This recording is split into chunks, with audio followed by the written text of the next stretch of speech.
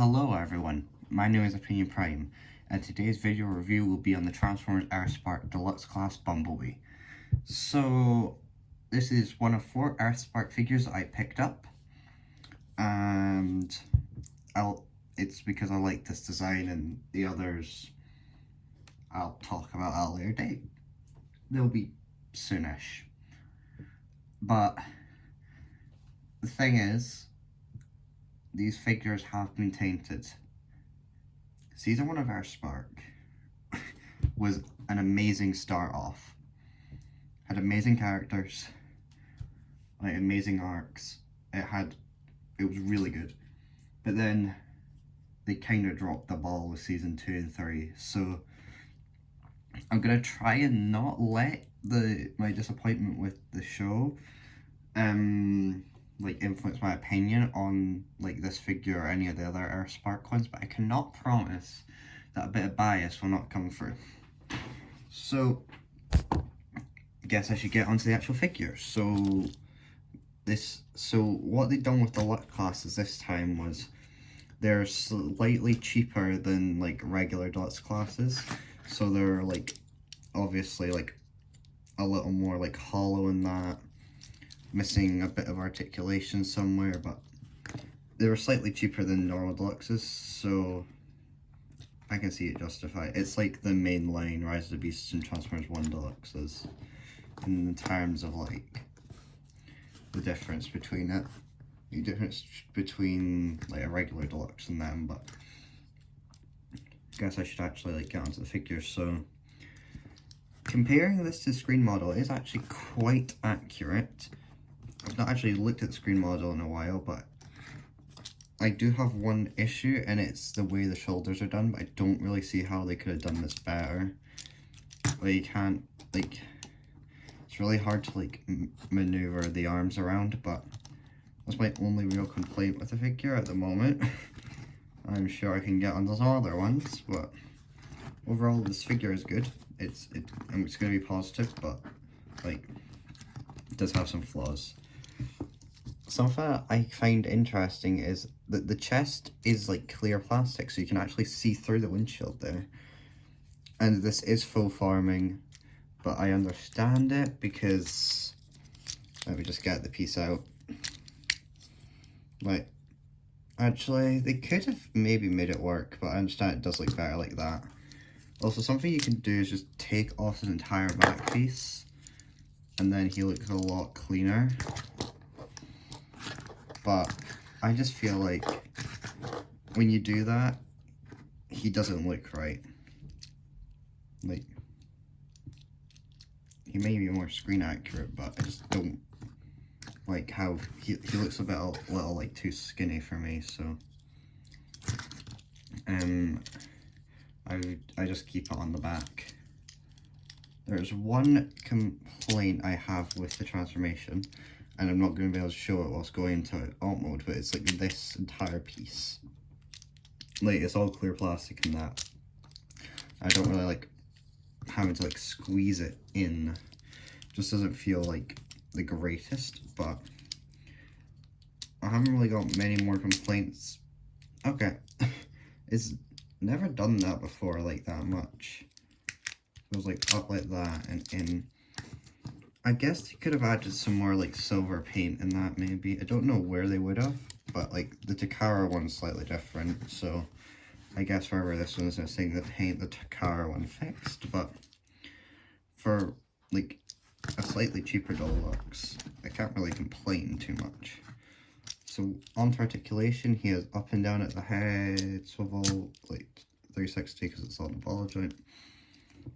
The shoulders are interesting, so they can go up that far and down that far, and they're on a ball joint, so they go like in and out. The wings you can like flap there. And then the arms, which are my least favorite part, they're on this armature here and this. So you do get 90 degrees, but like it's like awkward to get them like reaching out and that. But the natural ball joint does give you over 90, which is nice. You have sword wielding wrists, which is interesting. No waist joint though. They could have cut one in there, but budget maybe. Forward that far, back is limited very much by that back piece. I guess that's another thing you could get. Like, you could have a reason for getting this piece off. Taking this piece off, you get more back, and then out that far you get almost maximum at the legs. You get thigh swivel, you get ankle tilt, then forwards and backwards at the ball joint, and a hinge on the foot. So he's like really stable. And he also had, and for accessories, he has his stinger weapon, whatever this was, and it just goes on the hand and covers it up. So he is decently articulated, I'd say, but it's just a bit like awkward to use it. Like, comparing to the other Earthspark ones, I feel like this one's a bit more like limited in how like good it looks in a pose, really. Like, he does look imposing, but also a mistake they did do is making all them deluxes, because they don't scale with each other at all.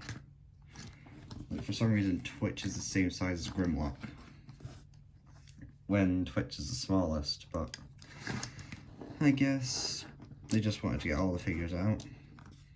We'll just have to wait a couple more years to get legacy, not legacy figures, but you know what I mean, like updated ones. Unless they just decide not to give us any because they cancelled the show. And now Cyber War's taking its place. Which I wish had like deluxes and that, or at least the figures they released actually had better articulation, because I've not gotten any.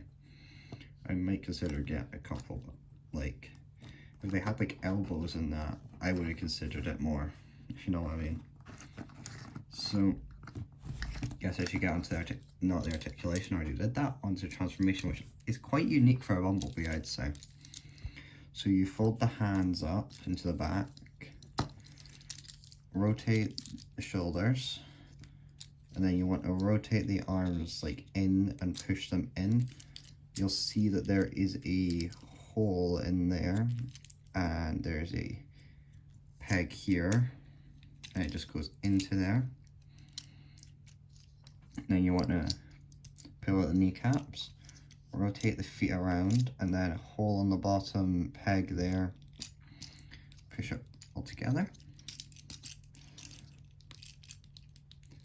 And then you want to rotate the legs at the thigh swivel, and then unpeg the back piece, fold that out, preferably without that pulling off.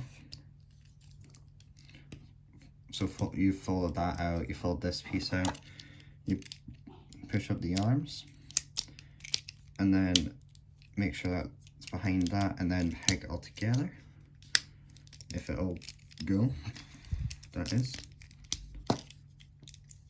And then you want to make sure the back of the legs peg in there, if you can, and then rotate the legs around like that. And once you're doing that, straighten them and make sure the peg on the back of the door goes into the hole on the foot. Just like that. Then fold up the tail lights. And then you have Bumblebee in his alt mode. And I think it's quite solid alt mode. It looks like what he turned into in the show. Like maybe like some silver on the rims and that, maybe. You will notice he did full form, but I don't really mind that they did use full forming. Would have preferred it was that piece, yeah, but it would be difficult with the budget to engineer that, so understand it. So you can store the weapon, you can store it at the front, on the top, or you can store it at the back. If you're going to store it, I recommend at the back because it might chip the paint there. Also, something I'm noticing on camera is that the yellows are coming off like really different, like completely different shades. They are different in person, but not like drastically so. I can't wait to do a review on Earthspark Sunstreaker and just see the difference on camera with that. But that's for a future video. So if you can find this figure for retail, I would say go for it, but I wouldn't say it's worth the price for normal deluxe. And that's why these were like slightly cheaper, because I don't think a single person would have bought them at full price. I only bought like 2 at full price. The other 2 I got out of TK Maxx for like a third of the price. And those are nice. Like they do feel a bit cheaper in hand as well, like the plastics. But